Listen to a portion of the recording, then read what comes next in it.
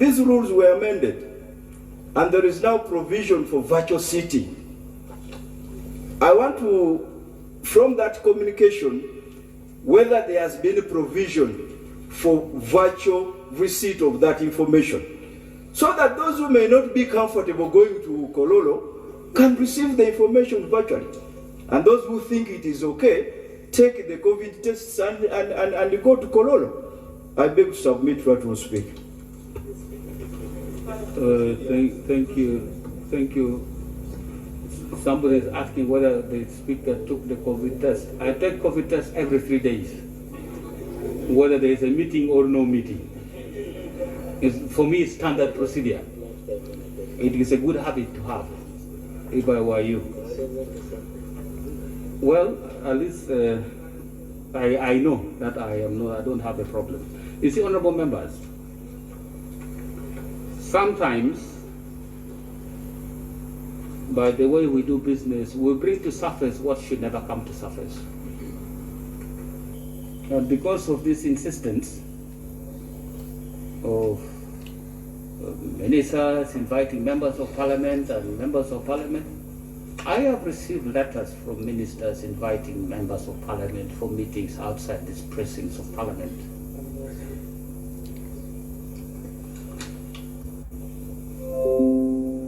And I have insisted that members should not go and have meetings in places, except with the express permission of the speaker or in the conference room of parliament. But honorable members, you know as well as I do what has been happening. It happened last year, it happened last week, it is going to happen tomorrow. I don't want to go into details about this. So these arrangements are there, but I don't want to go into details. Where a request is made that for this specific kind of thing, we would like to engage members of parliament on this specific matter at this time in such and such a place, and I allow. And I allow. And if there's a member who has not been part of this process, I would like that member to stand up. We have all been part of this process, and I know. So why are we making it difficult to deal with an important matter? But we are putting all kinds of complications in the process. Just because probably, and the reasons we are now giving is, we invited the minister, she said she was going to appear on Zoom, she didn't appear. Then we gave her a second chance to appear on Zoom, she didn't appear. So now we don't want to listen to her. That would not be a reasoning that should make us refuse to receive information. So, honorable members, I acted on your behalf by the authority you conferred upon me, by supporting me to become what I am, and I sit here in the shape and the funny things that I wear to do the things that I do, which most of the time you try to make it so difficult for me, like now.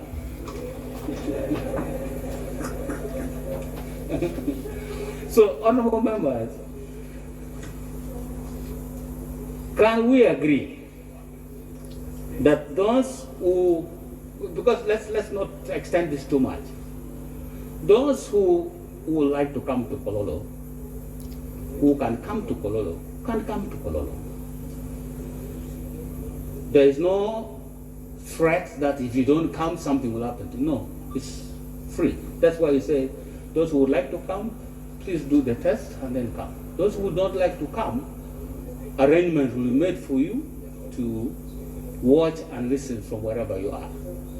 The only challenge is you may not be able to say anything that can be heard where people are having the meeting. That's the only challenge you will have. So let's have this. Honorable members, those of you who would like to be in Kololo at 10 o'clock tomorrow to listen to the statement on the reopening of schools, please come. But the thing is, let's do the test that is required, then we go to Kololo. Those of you who would not want to come to Kololo because you don't want to do tests or other reasons, you will stay wherever you will be. In the morning, the meeting will take about 1.5 hours, and then we'll come back here in plenary at 2 o'clock. So I think that would be the meaning. There's no point stressing this debate. There are those who don't want to come. We accept that. There are those who would like to come. We also accept that. So let those who would like to come to Kololo come. Those who don't want to come, it's okay. You will also get this information in some form and share. Thank you very much. Honorable members? I have my question I want to ask you.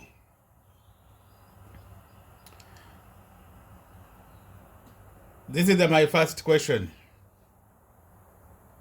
When she decided to move parliament to put his house parliament, and another parties are not safe to this government. Now when they go his house, and his house is a barracks soldiers. When they get violence there, those members of parliament, another party, how they're going to be, and they don't have any camera there. Camera to give them society around the already information. Them the attackers, them they don't have any mistake they did. This is another my question. I ask you, every day, every in parliament, another party they get, when they ask question in a government, in a parliament, they start to punch them, to put them in a hospital. Now you speaker, how you're not thinking before this violence they've been to this member of the parliament, another party. To know when they go there, they get this violence like before they have violence in the parliament. And this parliament they have camera, they have everything. Now how you thinking this when they get their violence? They don't have any camera. You think they're safe to go there? This is my question I ask you. When you think every day they get violence in the parliament, they punch them, they put them in hospital, they get disability violence, torture. Now how you think when they go there in the barracks? In the barracks, this his house is a barracks for soldiers. Another my question. President, his wife is a ministers. And his wife, he calls them, they have to go there, they're not allowed to come to go there with the phone, they're not allowed to go there with the camera. Now when they ask him a question, she don't want to ask him this question, they start violence. His husband, he start to put them in the court, they force his wife, they raping him.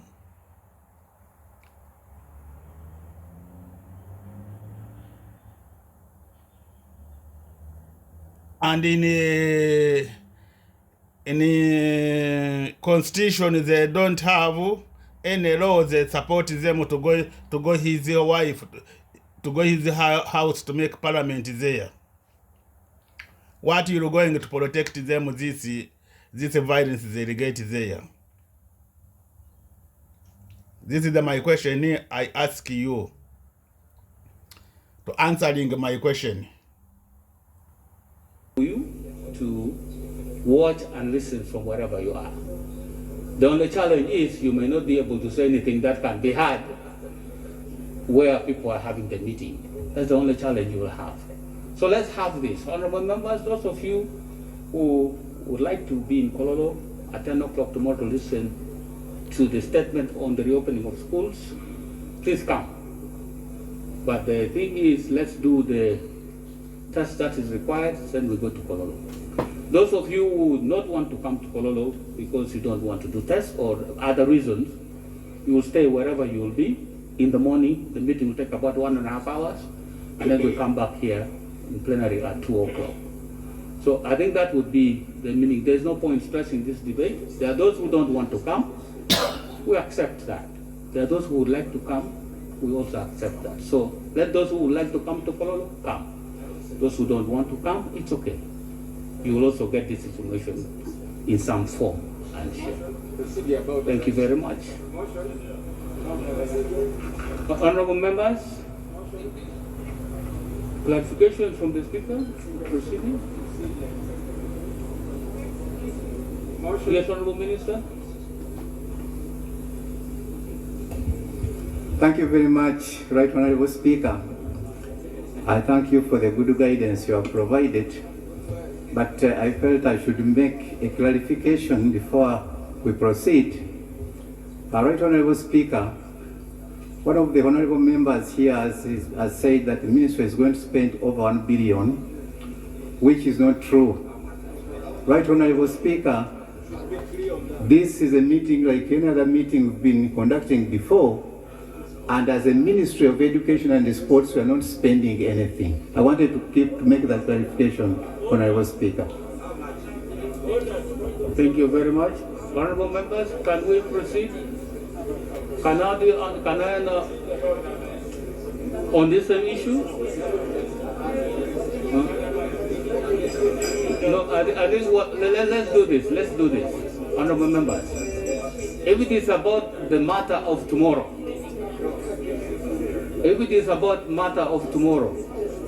I think we have concluded that. Those who would like to come to Kololo, come.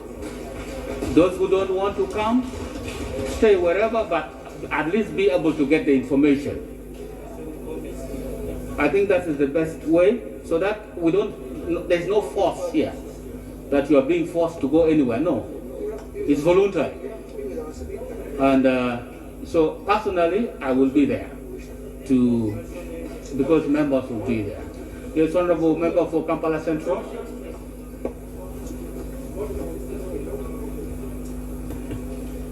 Right Honorable Speaker, I'm very much aware that your ruling cannot be violated by any member. I'm at pain. However, the reality is that we are setting a precedent that will be very tough. That we deem some matters much more important than other matters.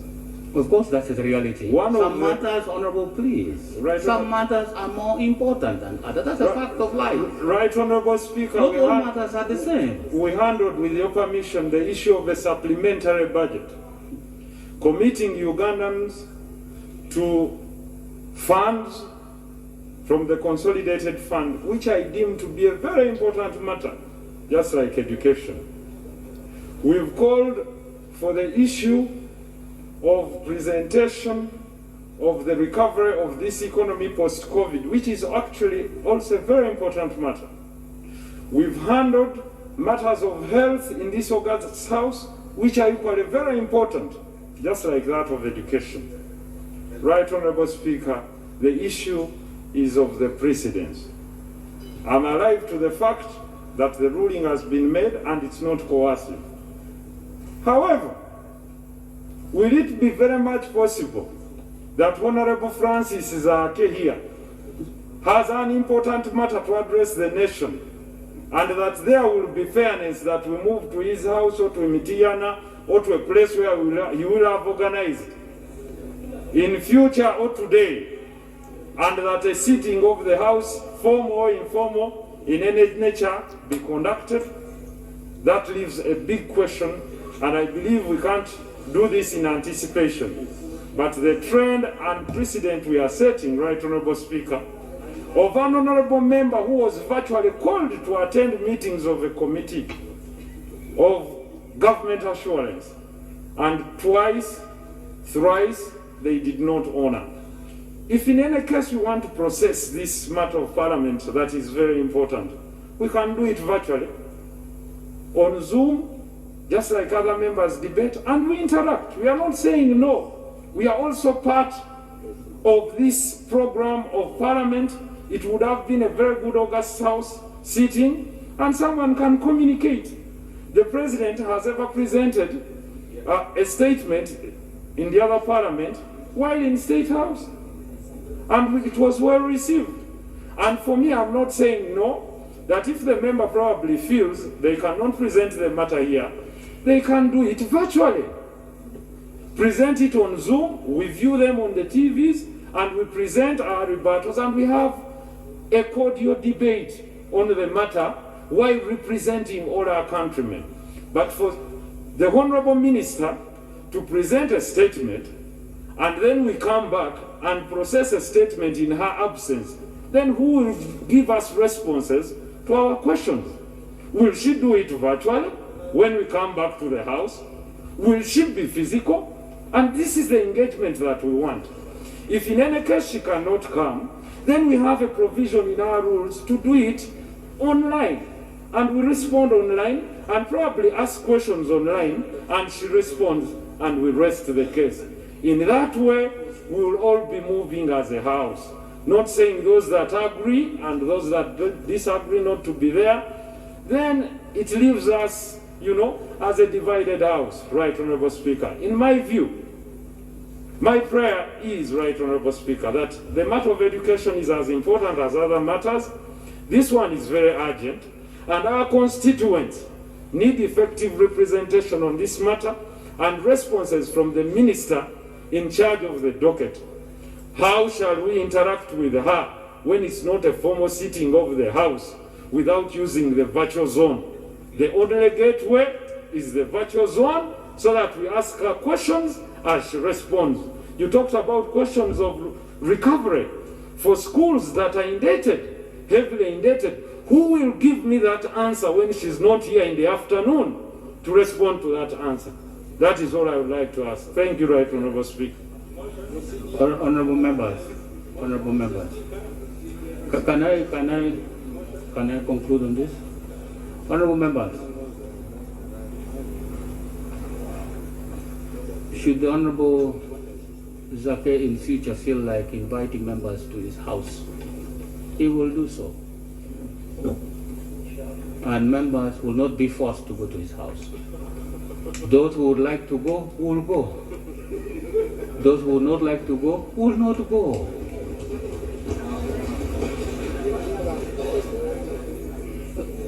That's it. For me, like I said at the beginning, I'm trying to look at the bigger picture of what we can do to participate in the process of reopening schools that have been closed for very, very long. That is all. There's no other thing. Yes, Honorable Sabuju. I want to ask you another question. In the parliament, members, they ask a question, they are not members government. They are members another party. Now when they go there, his house, they get violence. This is the members government, they protect another members, the not party government. Your party, you protect these members, they ask question, and they are not, they are members, they are not party government. Another my question. Even in the parliament, members, government, when another party they ask a question, they start to lose communication, they start to punch them. they start to punch them. Now when they go his house, you say you support to go his house. When they go there, they get this violence. And with the members of the parliament, and with this minister, this woman, wife from president, and already they have their soldiers. These soldiers, they protect them, they protect this members of the parliament, this violence. When members they have violence there, now they come to protect the members' government. This is my question to you. Why everything they have this violence in a parliament? Like a youth speaker, first support to go there, first you have first to thinking violence they have in the parliament. Finding a time they have violence in the parliament, police they guard there, they come, they not protect them, this member of the parliament, another party. They come, they start to support members government. This you thinking is this to support them to go his house. Okay, brothers and sisters, continue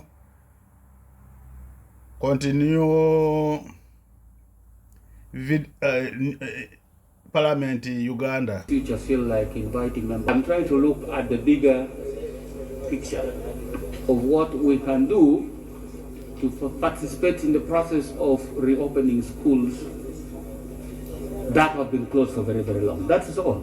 There's no other thing. Yes, Honorable Samuju. I want to thank you, Right Honorable Speaker. Right Honorable Speaker, I am moving a motion without notice under Rule 59(1). Mr. Speaker, as required by 59(2), I raise to move that this House considers this motion requiring the Minister of Education to consider making that statement to Parliament, because the privilege I have here to represent the people of Chira is such that I am entitled to the same information like any other MP, and that privilege cannot be taken away. Mr. Speaker, sir, that's the motion that I am seeking to move, to require the Minister to consider giving that statement, not in an informal place, but to the sitting of Parliament.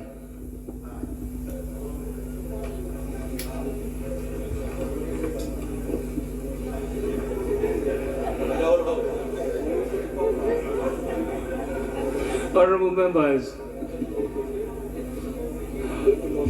sometimes you make me feel the urge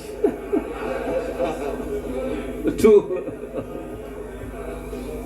honorable members, these same rules, please.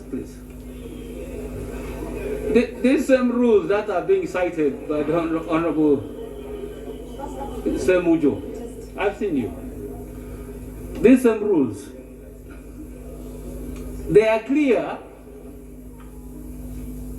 on how you handle guidance given by the Speaker. The Honorable Semujo is very smart. He's trying to find a backhand way to challenge a guidance of the Speaker. So in other words, he's trying to say the decision that the Speaker took on our behalf, that we received a statement from Kololo. should not stand. Instead, we should not receive that statement from Kololo, but receive it in some other way. That is proposing a review of a speaker's ruling without using the rules. That motion, therefore, is not sustainable in the law. And Honorable Semuju knows more than I do, that is just doing the usual thing.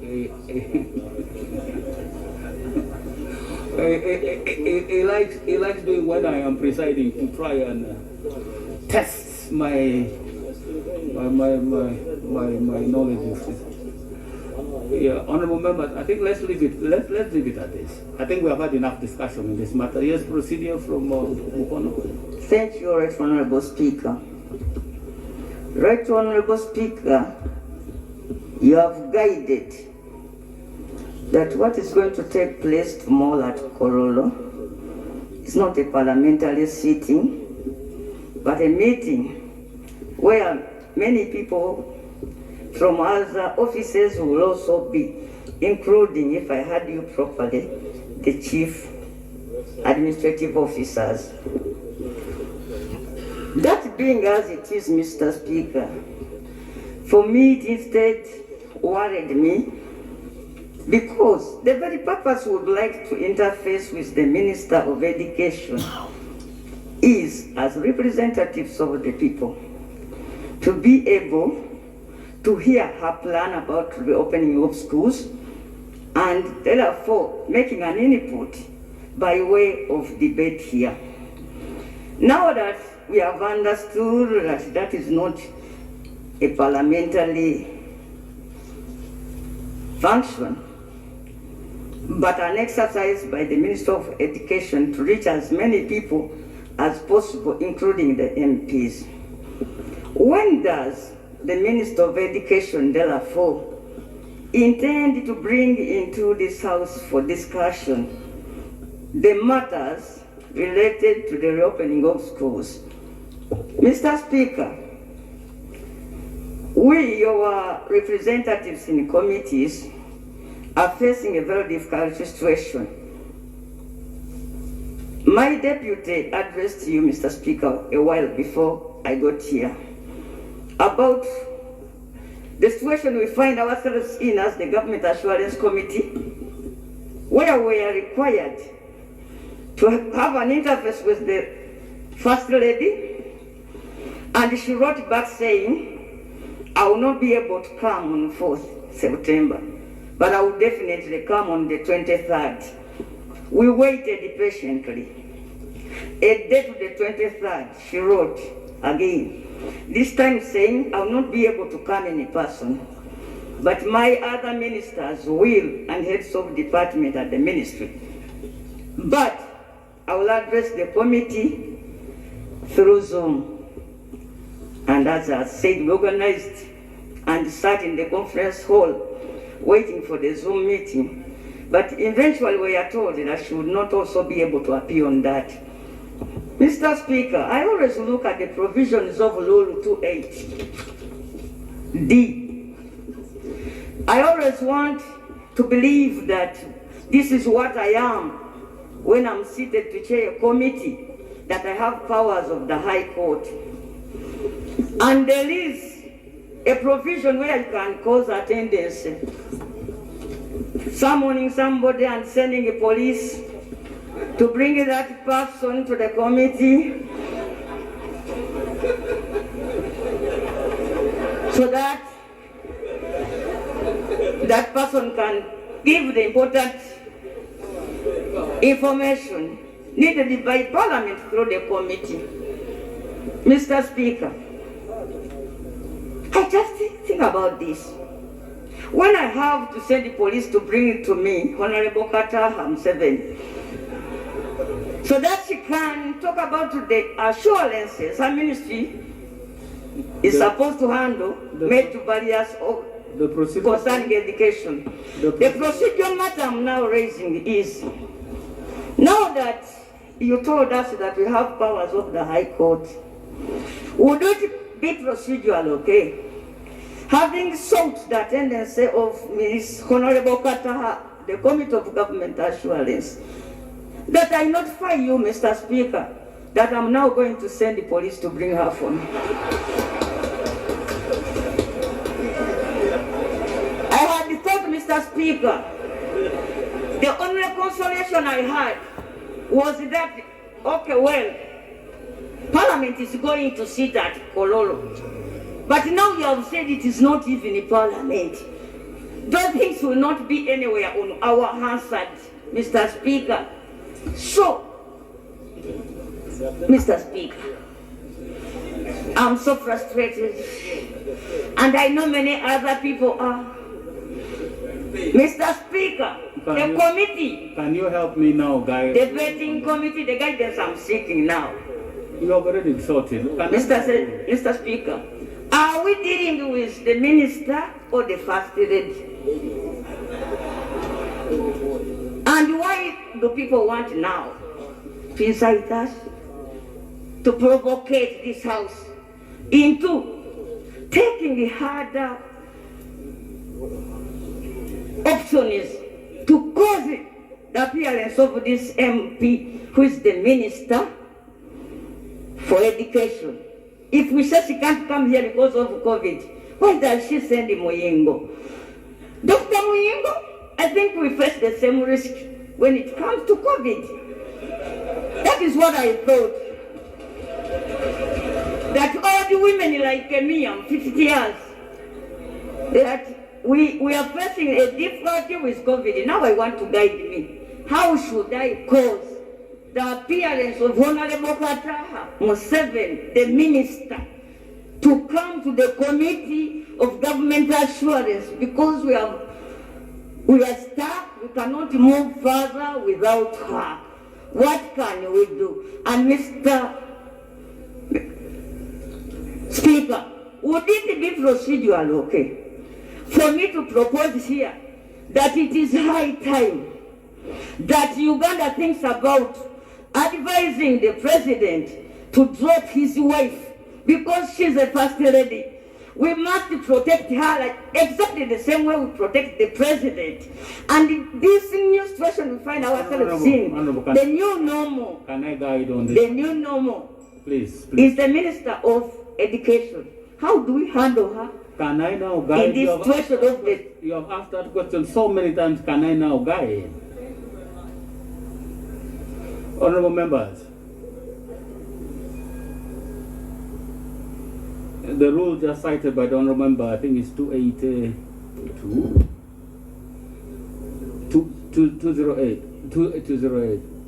I think that rule is very clear about what you need to do. And it has no provision to say you seek the authority of the speaker to do it. It is a rule complete on its own, giving full authority to the chairpersons of the committees. Act as the rules say. You don't need the speaker's guidance on that matter.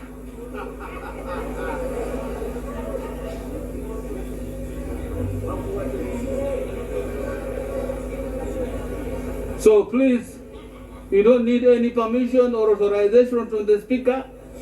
Just waive your rules and proceed. Okay, Honorable Member for Mukono Municipality? That is what the rules say. If that's what the rules say, you are empowered enough.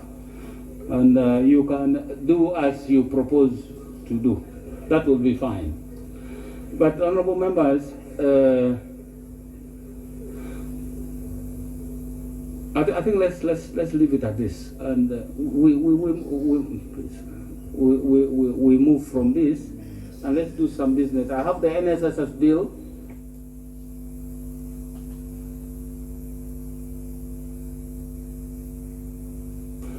I need to, honorable members, we need to deal with the NSSS bill now, if you allow me, so that we complete this. I have members with very urgent matters, but it's now 3 o'clock. I think let's deal with the bill, and then I'll see how to accommodate members who have urgent matters to raise, and we see how to proceed. But for now, let us let us deal with the bill. Would you like to cite the rule under which you rise on this procedural matter so that I can be guided?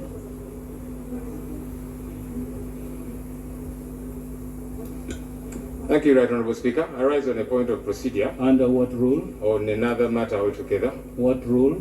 Mr. Speaker, our rules of procedure. What rule? Provide for point of procedure, point of order. And the same rules say, if you are raising a point of order or a point of procedure, state the rule under which you rise. I'm going to state it, Mr. Speaker. And then you can sit down, sir. Then you can sit down, sir. That is the procedure.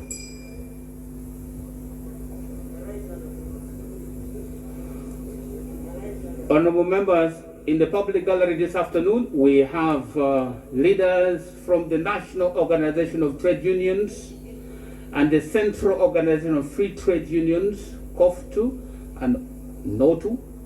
They are represented in Parliament by the Honorable Dr. Byakatonda Abdul, the Honorable Rwakajara Naitwe, the Honorable Bakabulindi Charles, the Honorable Rabushaija Margaret, and the Honorable Kunuhira Agnes. They have come here to observe the proceedings, and I think specifically they want to see how we handle the NSSF bill, and it is important that procedural matter being raised by the member for Nakawa.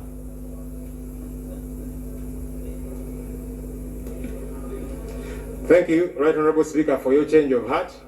There's no change of heart. I am confident. It's just prerogative. You might consider Honourable Semuju's plea. Anyway, Mr. Speaker, tomorrow, while you, Right Honourable Speaker, and a couple of other MPs will be going to Kololo. Is it the same matter? No. So I'm saying, while you and other MPs will be going to Kololo, medical workers will be on day 3 of their strike, Mr. Speaker. It's an emergency situation. I'm sure many members of Parliament have been called by their constituents. Hospitals are flooded. There is no medical workers to attend to them. Medical workers have gone on strike because severally they have been promised. Honourable Member, I have 2 members who had come to raise that matter formally before the House. The Honourable Member for Luweru and the Honourable Member for... So, Speaker, it's an emergency. That's why I thought I would raise. Well, sometimes you need to, the Speaker can guide. So I'm saying that matter had already been listed, and the information we have is that as of now, there's a meeting going on with the head of state, with the leaders of the medical workers, and hopefully by end of today, a solution will have been found. But that matter is going to be raised formally. Could you allow me? Not now. Now we are dealing with NSSF, as I requested. Then I know I have already put it on my list of things to be raised today. So can you give me the latitude to do these things as presiding officer? Thank you. So can we deal with this matter now? I want to be Museveni's side chick, so that during those cozy moments, I tell him that the thought of schools still closed turns me off. Welcome to our TV and thank you for joining in today. And on our top stories, girl who craves Museveni's side chick grabs international attention. I want to be Museveni's side chick so that during those cozy moments, I tell him that the thought of schools still closed turns me off. I want to let him touch me slowly, and then when he's charged for action, I tell him that the education crisis dried my feelings.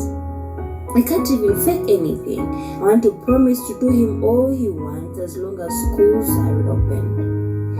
I want to be Museveni's side chick so that when he asks me what car I need, I ask for an ambulance instead and give it away to the one of the hospitals. I want to start using the money he gives me as a sugar daddy to go give it back to activities of the community. I know how to make reusable pads.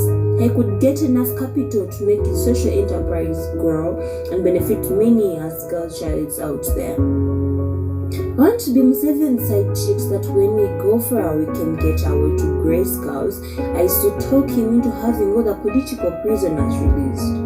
I want to remind him that those young men who were unjustly arrested have families to whom they are so dear, just like the way Scouts are dear to him.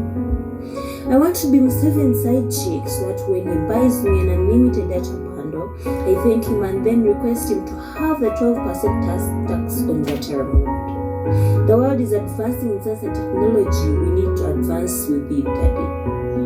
I want to be Museven's side chick. I want to kiss his ears, gently squeeze his nipples, and whisper to him that boy on Twitter keeps embarrassing the family every time he gets into keyboard exchanges. Daddy, maybe you should reconsider opening bars too. I want to be Museven's side chick so that when after reading a poem to him, I tell him that censorship, arrest, torture and imprisonment of writers is inhuman, cowardly an act and violation of rights. You may imprison the people, but you can't imprison the spirit of writing. And to tell him that to take the writings as a challenge to make improvements for the betterment of the nation. And to be Museven's side chick so that I shower him with praises as the sexiest man alive when he agrees to have a peaceful transition of power. We need to go somewhere in the mountains and spend quality time as someone else able takes over the presidency. There are many men and women with a vision. You ain't the only one with a vision, sweetie.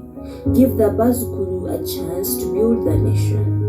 Let us go plant trees, restore Gomba forest, and save those wetlands and other endangered national resources.